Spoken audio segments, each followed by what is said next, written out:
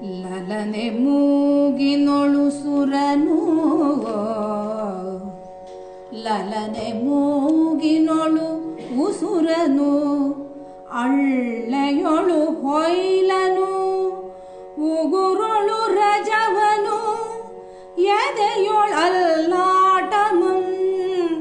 ಕೈಯ ಮೊದಲೊಳು ಮಿಡುಕನು, ಅಂಗದೊಳು ನೋವನು, ಅಕ್ಷಿಯೊಳು ಬೆಳ್ಪಂ, ಭಾಳದೊಳು ಬೆಮರನು,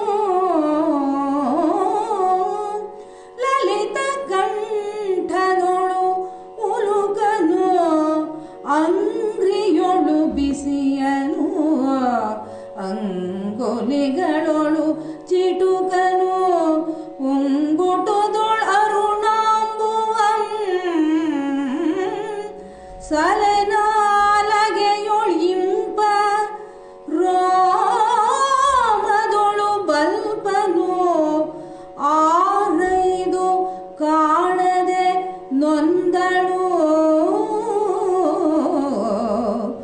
ಆರೈದು ಕಾಣದೆ. ಮೂಗಿನೊಳು ಸುರನು, ಅಳ್ಳೆಯೊಳು ಹೊಯ್ಲನು, ಉಗುರೊಳು ರಜವನು, ಎದೆಯೊಳು ಅಲ್ಲಾಟಮಂ, ಕೈಯ ಮೊದಲೊಳು ಮಿಡುಕನು, ಅಂಗದೊಳು ನೋವನು, ಅಕ್ಷಿಯೊಳು ಬೆಳ್ಪಂ, ಭಾಳದೊಳು ಬೆಮರನು, ಲಲಿತ ಕಂಠದೊಳು ಲುಕನು, ಅಂಗ್ರಿಯೊಳು ಬಿಸಿಯನು, ಅಂಗುಲಿಗಳೊಳು ಚಿಟುಕನು, ಉಂಗುಟದೊಳು ಅರುಣಾಂಬುವಂ, ಸಲೆನಾಲಗೆಯೊಳಿಂಪ, ರೋಮದೊಳು ಬಲ್ಪನು, ಆರೈದು ಕಾಣದೆ ನೊಂದಳು, ಲಲನೆ ನೊಂದಳು. ಹುತ್ತದ ಪಕ್ಕದಲ್ಲಿ ಬಿದ್ದು ಹೋಗಿರುವಂತಹ ಲೋಹಿತಾಶ್ವನ ಬಾಯಿಂದ ಹಸಿರು ಬಣ್ಣದ ನೊರೆ ಹೊರಕ್ಕೆ ಬರ್ತಾ ಇದೆ. ಆತನಿಗೆ ಎಚ್ಚರವೇ ಇಲ್ಲ. ಹಾಗೆ ಬಿದ್ದಿರುವ ಹುಡುಗನನ್ನ ಎಲ್ಲ ರೀತಿಯಿಂದ ಗಮನಿಸಿದ್ರು ಕೂಡ ಚಂದ್ರಮತಿಗೆ ಜೀವ ಇದ್ದ ಯಾವ ಲಕ್ಷಣವೂ ಕಾಣ್ತಾ ಇಲ್ಲ. ಆತನ ಮೂಗಿನ ಹೊಳ್ಳೆಯನ್ನ ಪರೀಕ್ಷೆ ಮಾಡಿ ನೋಡ್ತಾಳೆ, ಉಸಿರು ಕಾಣ್ತಾ ಇಲ್ಲ, ಉಸಿರಾಡುವ ಯಾವ ಲಕ್ಷಣ ಕಾಣ್ತಾ ಇಲ್ಲ. ಆತನ ಅಳ್ಳೆಯನ್ನ ಗಮನಿಸಿದ್ರೆ ಸ್ವಲ್ಪವೂ ಕೂಡ ಅಲುಗಾಡ್ತಾ ಇದ್ದದ್ದನ್ನು ನೋಡೋದಕ್ಕೆ ಸಾಧ್ಯ ಆಗ್ತಾ ಇಲ್ಲ. ಎದೆಯ ಬಡಿತವನ್ನ ಗಮನಿಸಿದ್ರೆ ಚೂರೂ ಕೂಡ ಬಡಿತ ಕಾಣ್ತಾ ಇಲ್ಲ.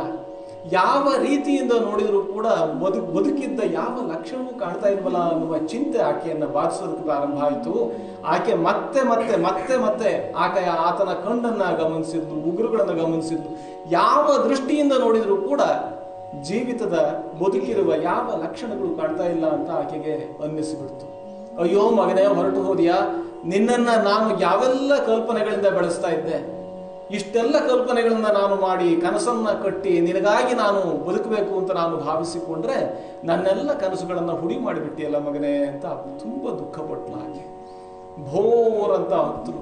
ಆತನ ಎದೆಯ ಮೇಲೆ ಬಿದ್ದು ಬಿದ್ದು ಹೊಳ್ಳಾಡಿದ್ರು. ಆದ್ರೆ ಆ ಮಗ ಸ್ವಲ್ಪವೂ ಕೂಡ ಆಕೆಗೆ ಪ್ರತಿಕ್ರಿಯೆಯನ್ನು ತೋರಿಸ್ತಾ ಇದ್ದಾಗ ಆಕೆ ತುಂಬ ಚಿಂತೆಯನ್ನ ಪಟ್ಕೊಂಡ್ರು.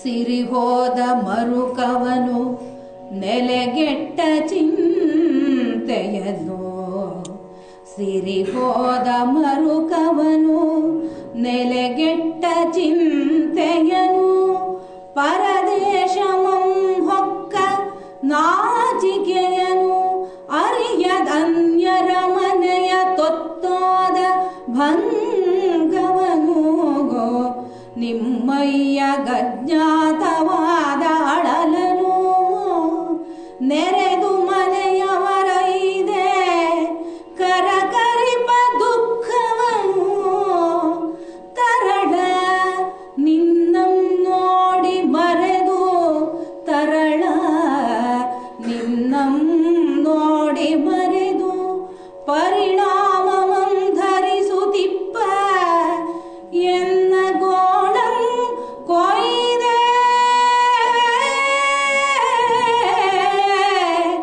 ತರಳ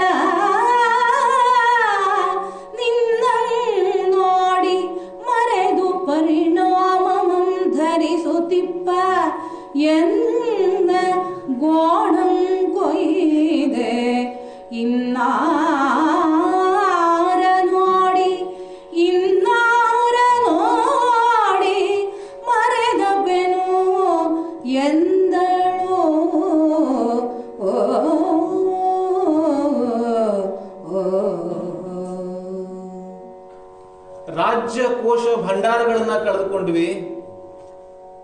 ಹೋಗ್ಲಿ, ಒಮ್ಮೆ ಬರುತ್ತೆ ಮತ್ತೊಮ್ಮೆ ಹೋಗಿಬಿಡುತ್ತೆ, ಹೋಗ್ಲಿ ಅಂತ ಭಾವಿಸಿಕೊಂಡೆ. ಅನಂತರ ನನ್ನ ರಾಜ್ಯವನ್ನ, ನನ್ನ ವಾಸಸ್ಥಾನವನ್ನೇ ಕಳೆದುಕೊಳ್ಳುವ ಪರಿಸ್ಥಿತಿ ನಿರ್ಮಾಣ ಆಯಿತು. ಹಾಗೆ ನಾವು ಕಾಡಿನ ಪಾಲಾದ್ವಿ. ಪರದೇಶಕ್ಕೆ ಹೋಗಬೇಕಾಯ್ತು. ಕಾಶಿ ಕ್ಷೇತ್ರಕ್ಕೆ ಹೋಗಿ ಬೀದಿ ಬೀದಿಯನ್ನ ಅಲಿಯುವ ಪರಿಸ್ಥಿತಿ ನಮಗೆ ನಿರ್ಮಾಣ ಆಗ್ಬಿಡ್ತು. ನಾಚಿಕೆ ಗೆಟ್ಟು ಬೇರೆಯವರ ಮನೆಯ ತೊತ್ತಾಗಿ, ಕೆಲಸದ ಹೆಂಗಸಾಗಿ, ನನ್ನ ದುಡಿಮೆಯಲ್ಲಿ, ಪರಿಶ್ರಮದಲ್ಲಿ ನಾನು ಬೇರೆಯವರಿಗಾಗಿ ಬದುಕುವ ಅವಸ್ಥೆ ನಿರ್ಮಾಣ ಆಯಿತು. ಇಷ್ಟೆಲ್ಲ ಹೀನ ದೆಸೆಯನ್ನ ಪಡ್ಕೊಂಡ್ರೂ ಕೂಡ ನಿಮ್ಮ ತಂದೆ ಅಜ್ಞಾತನಾಗಿ ತನ್ನ ಅಸ್ತಿತ್ವವನ್ನೇ ಮರೆತು ಬೇರೆಯವರಿಗಾಗಿ ಚಾಂಡಾಲತ್ವವನ್ನ ಪಾಲಿಸಬೇಕಾದ ಅನಿವಾರ್ಯತೆ ನಿರ್ಮಾಣ ಆಗಿಬಿಡ್ತು. ಇಷ್ಟೆಲ್ಲ ಭಂಗವನ್ನ ನಾವು